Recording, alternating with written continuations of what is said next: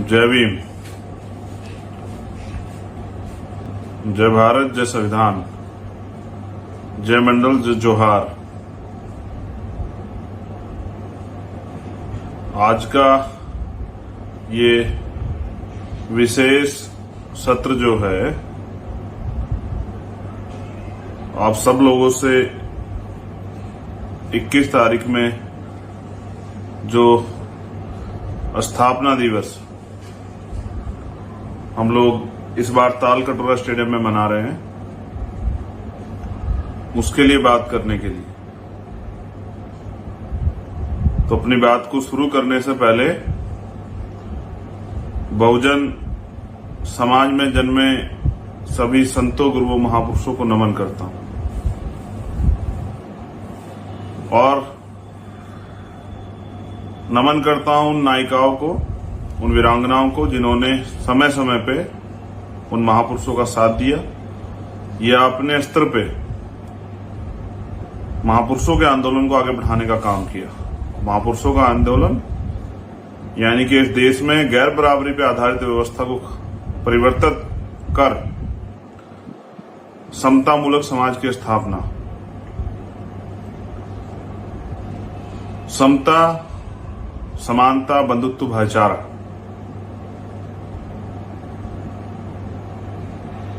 साथियों, महापुरुष तो इतने सारे हैं कि अगर मैं महापुरुषों को नमन करने लग जाऊं तो 5 से 7 मिनट लाइव की नमन में ही चली जाएगी। लेकिन लड़ाई बड़ी महत्वपूर्ण है और हम लोग उस दौर में हैं जहां एक तरफ इस देश को बांटने वाली विचारधारा की जो ताकत है वो बढ़ रही है। उनका इस देश की एडमिनिस्ट्रेशन, उस पर अघोषित कब्जा है। इस देश की IB, CBI, ED, income tax पर अघोषित कब्जा है। उनके दल की सत्ता है, सारी मीडिया पे उनका कब्जा है और उसके साथ साथ इस देश की जुडिशरी, जो सुप्रीम कोर्ट और हाई कोर्ट है, वहां के द्वारा जो डिसीजन होते हैं, आप इस बात को देख सकते हैं कि कई ऐसे पेंडिंग मामले पड़े हुए हैं जिन पे हम लोग प्रयास कर रहे हैं कि उनको कोर्ट में सुना जाए, लेकिन आज तक उन पे कोर्ट में कोई चर्चा नहीं होती है। वहीं कोई भी राजनीतिक मामला और वो भारतीय जनता पार्टी जुड़ा हुआ हो, वो सरकार बनाने का, सरकार गिराने का या और कोई ऐसा इशू हो या मीडिया, उनके जो चाटुकार मीडिया उनसे जुड़े लोग हो, तो उस पर तत्काल 1 दिन बाद ही सुनवाई होती है। ये देश की न्यायपालिका का चरित्र है। तो आधुनिक भारत में जन्मे जो महापुरुष हैं, जिनमें राष्ट्रपिता ज्योतिबा फूले, छत्रपति साहू जी महाराज, विश्व रत्न डॉक्टर बाबा साहब भीमराव अम्बेडकर, पेरियार रामास्वामी नायकर, पेरियार लल्लई यादव, बाबू जगदेव प्रसाद कुशवाहा, जननायक कपूरी ठाकुर, सर छोटू राम, माननीय कुंभाराम आर्या जी, धन सिंह कोतवाल, उनके साथ महामना रामस्वरूप वर्मा, संतराम बीए, मेरे रहबर, मेरे आदर्श मान्यवर साहब श्री काशीराम, मां रमाबाई, मां अहिल्याबाई होलकर, मां अवंतिकाबाई लोधी, मां उदादेव पासी, मां छलकारी बाई, मां फातिमा शेख,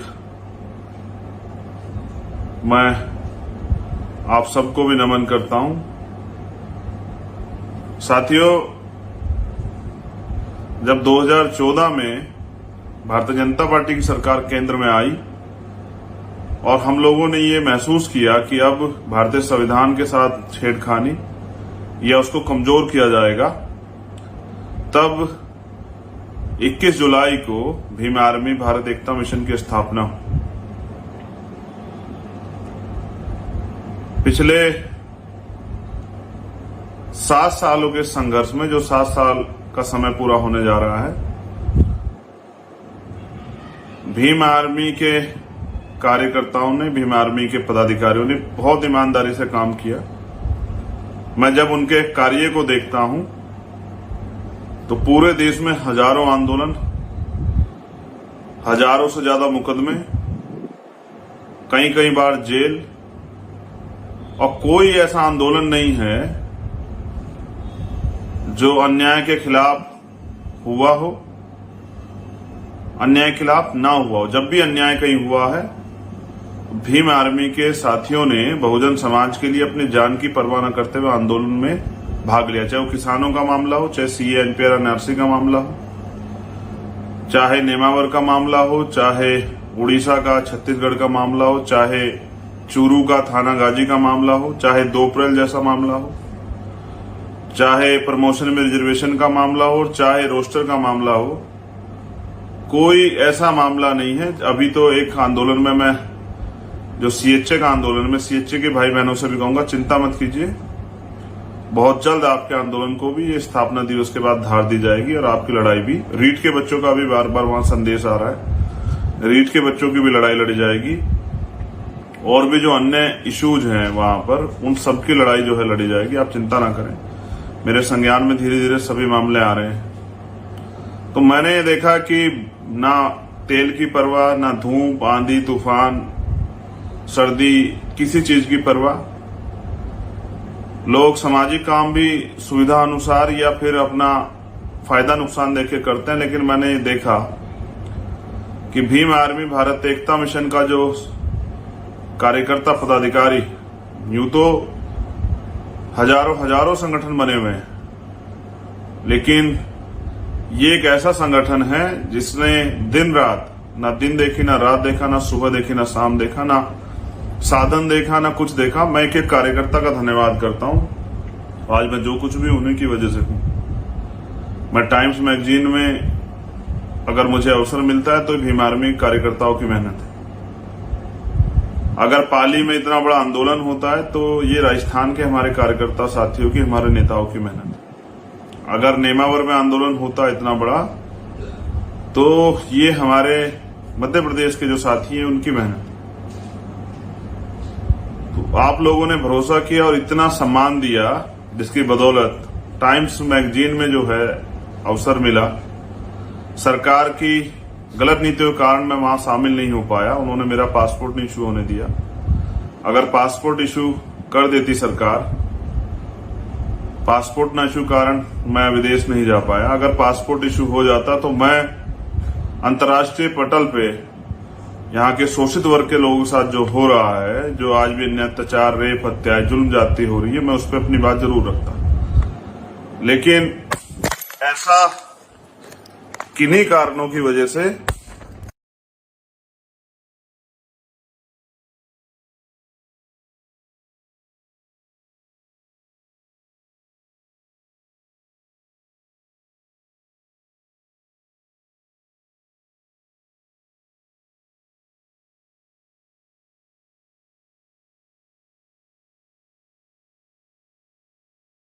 जैसा आप सब लोग जानते हैं, कभी भीम आर्मी के कार्यकर्ताओं ने किसी भी सरकार या मुसीबत के सामने घुटने नहीं टेके। इसलिए मुझे मैं गौरवान्वित होता हूं इस संगठन का हिस्सा होने के कारण, इसका एक कार्यकर्ता होने के कारण। साथियों, 21 तारीख को स्थापना दिवस ताल कटोरिया स्टेडियम दिल्ली में मनाया जा रहा है। उसका एक कारण, क्योंकि लंबे समय से हम लोग काम कर रहे हैं। मैंने 2022 के इलेक्शन के बाद बहुत कुछ सीखा और मेरी समझ में आया कि जहां कैडर नहीं होता वहां क्राउड होता है। तो जितनी मेहनत आपने की, मैं समझता हूं कि अगर ये मेहनत हमने मैनेजमेंट के थ्रू आंदोलन को रास्ता जो है कैडराइज रास्ते के थ्रू हमने अगर की होती, तो शायद आज हमारा संगठन, जो भारत का सबसे बड़ा बहुजन समाज का संगठन है, उसकी ताकत कई गुना बढ़ गई होती। तो इसलिए क्योंकि किसी भी संगठन को आगे बढ़ाने के लिए मैनेजमेंट की जरूरत होती है, संविधान की गाइडलाइन की जरूरत होती है। तो इस बार 21 तारीख को भीम आर्मी भारत एकता मिशन का संविधान, उसकी गाइडलाइन, जिसमें किस तरह से काम करना है और किस तरह से अपने आंदोलन को समयबद्ध प्रोग्राम के को तय करके निश्चित समय के अंदर पूरा करना है, क्योंकि आपकी लगन जो है वो बहुत ताकतवर है, आप लगनशील हैं और आप जब किसी कार्य को ठान लेते हैं तो उसको करके दिखाते हैं। तो काफी चीजें जो है, जिस तरह से अभी आपने स्टेटमेंट एक पढ़ा होगा कि संघ ने भी जो है तैयारी की है भीम आर्मी भारत एकता मिशन को खत्म करने की, कमजोर करने की, और वो लगातार साजिशें भी कर रहे हैं। उनका जो ब्राह्मणवादी मीडिया है उसको भी आपने देखा किस तरह से वो भीम आर्मी को लगातार बदनाम करने का काम करता है। इन सब साजिशों का भी मुंह तोड़ जवाब देने के लिए, अपने संगठन को धार देने के लिए, भीम आर्मी का जो कार्य है उसको मजबूती देने के लिए यह स्थापना दिवस का प्रोग्राम जो है वो पूरे देश की टीम को, जो पदाधिकारी, उनको इकट्ठा करके, और जो साथी, जो समर्पित साथी जो आएंगे, उनके सामने जो है किस तरह से अब आंदोलन को चलाना है, ये सारी रूपरेखा रखी जाएगी। तो भीम आर्मी का संविधान जो है वो और गाइडलाइन वो लागू होंगी राष्ट्रीय अध्यक्ष से लेके अंतिम कार्यकर्ता तक। तो दूसरा, मैं आप सबसे अपील भी करूंगा कि पेन और कॉपी भी जरूर लेके आनी है। हर कार्यकर्ता को, हर पदाधिकारी के पास पेन और कॉपी होनी चाहिए, कि उनके द्वारा उनको जब वहां उनको कोई गाइडलाइन दी जाए तो वो अपनी गाइडलाइन को नोट कर लें और उसी के अनुसार कार्य करें। तो जिस तरह से मैंने आपको बताया कि संघ के लोग जो हैं भीम आर्मी खिलाफ, भीम आर्मी को कमजोर करने के लिए साजिश कर रहे हैं, जिस तरह से बामसेब को कमजोर करने के लिए बामसेब को तोड़ा गया उस समय के प्रधानमंत्री के द्वारा, अब इस तरह से भीम आर्मी को कमजोर करने के लिए भीम आर्मी खिलाफ भी साजिशें जो है संघ के द्वारा की जा रही हैं। उन साजिशों से खबरदार होकर अपने आंदोलन को मजबूत करने के लिए अब 21 तारीख को स्थापना दिवस है, टाल कटोरा स्टेडियम दिल्ली। मैं आप सबसे अपील करूंगा कि आप लोग वहां जरूर पहुंचे। ये लड़ाई अब अंतिम दौर में है। एक तरफ वो अपने एजेंडे पे काम कर रहे हैं जिसमें इस देश को धार्मिक राष्ट्र बनाने की बात करते हैं, इस देश के संविधान खत्म करने की बात करते हैं। वहीं हम लोग इस देश के संविधान को मानने वाले जो लोग हैं वो संविधान की रक्षा, जिसके लिए भीम आर्मी का निर्माण हुआ, और संविधान को किस तरह से लागू करा जाए, इन बातों पे भी एक बड़ी चर्चा जो है उस आंदोलन में होगी। पूरे 22 स्टेट, 23 स्टेट में जो हमारी टीम है उनसे भी आपस में जान पहचान मिलने का और उनके काम के तरीके को देखने का अवसर आपको मिलेगा। तो इन्हीं मंगल कामनाओं के साथ कि आप सब लोग 21 तारीख को ताल कटोरा स्टेडियम सुबह 10 बजे इस तरह से चलें, क्योंकि एक साधन की भी दिक्कत ये आएगी कि अभी धार्मिक रूप से हिंदुओं के जो त्योहार है कावड़ का, उसका भी कार्यक्रम चल रहा है, शुरू हो चुका है। तो हमारे उत्तर प्रदेश के साथियों को आने में समस्या आएगी, तो मैं उनसे कहूंगा कि वो ट्रेन के माध्यम से आने का प्रयास करें। अब हर साल अधिवेशन होंगे, इस बार अधिवेशन दिल्ली में है और अगली बार हो सकता है किसी अन्य प्रदेश में हो। तो अब तक जो काम आपने किया है उसकी समीक्षा भी होगी और आगे कैसे काम करना है इसके लिए गाइडलाइन भी जारी की जाएगी। तो मैं आपसे अपील करूंगा कि आप सब लोग पहुंचे 21 तारीख को सुबह 10 बजे। और जो लड़ाई अब कठिन हो चली है, क्योंकि संघ और बीजेपी के लोग पूर्ण रूप से सत्ता में ताकतवर तरीके से हैं और वो भारतीय संविधान और यहां जो अधिकार शोषित वर्ग को मिले उनको खत्म करने का प्रयास कर रहे हैं। उसके खिलाफ इस लड़ाई को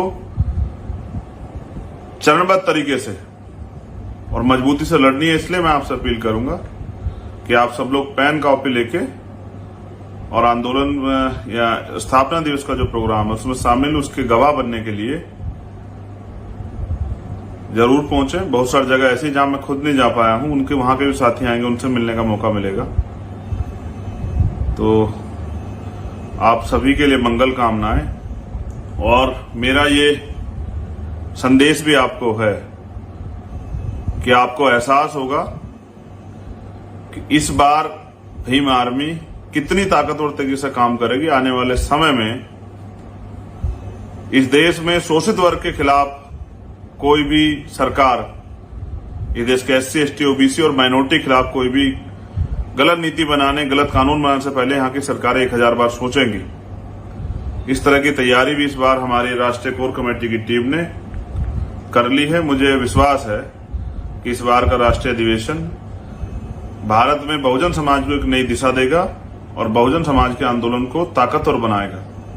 मेरा यह भी विश्वास है कि जितनी ताकत से अब तक हमारे साथियों ने काम किया वो दुगनी ताकत से आने वाले समय में काम करेंगे, क्योंकि अब जो कार्य होगा वो अनुशासन में और